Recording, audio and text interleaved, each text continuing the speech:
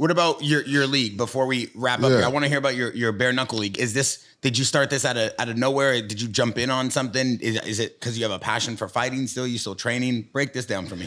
Yeah, you know, because I love fighting, I just never wanted to leave it. And obviously you get old and you just realize you can't keep doing it, right? So in order for me to stay involved in something I love to do, I felt like, okay, let me stay on the outside of this and do something different. And I remember saying to myself, if I was going to get involved with being a promoter, I wasn't just going to be, I was going to be an owner. And I wanted to not just do something and follow suit and do what everybody else is doing. If I was going to do something, I wanted to be something that's going to change the game. I want it to be different and be creative. And so the first thing I did was started thinking about the things that I had done as a fighter and what people wanted to see.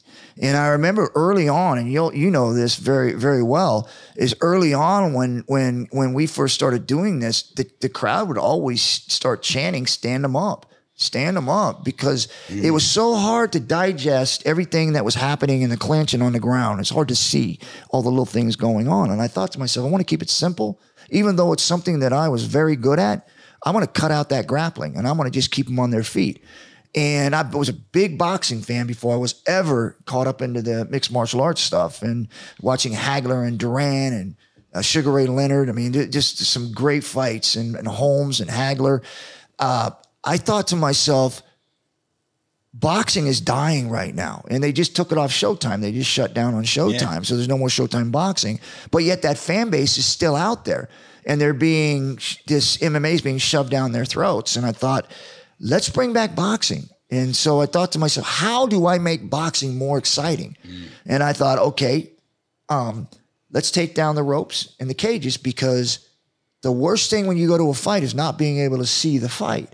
There's always something in the way. And I've never as a fighter had to be told to stay in and fight. It's like, that's never been an issue of ropes and cages of keeping me in there to fight or anybody else.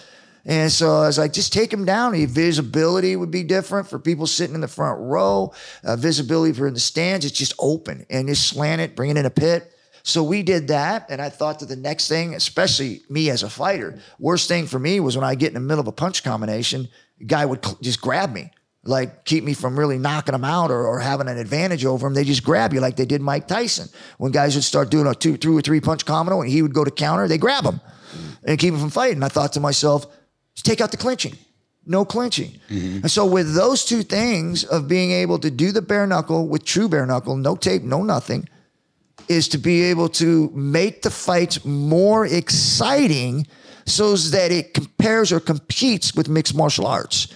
So when we did our first event, it was unbelievable.